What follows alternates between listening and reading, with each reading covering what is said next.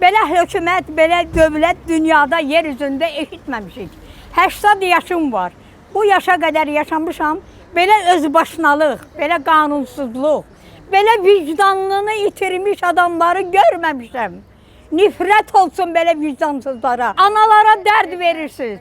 Övladlara atasız, anasız qoyursunuz. Niyə qorxursunuz? Nədən qorxursunuz? Yeyirsiniz bu hakimiyyəti, bu dövlətin bütün varını, dövlətini yeyirsiniz. Doymursunuz.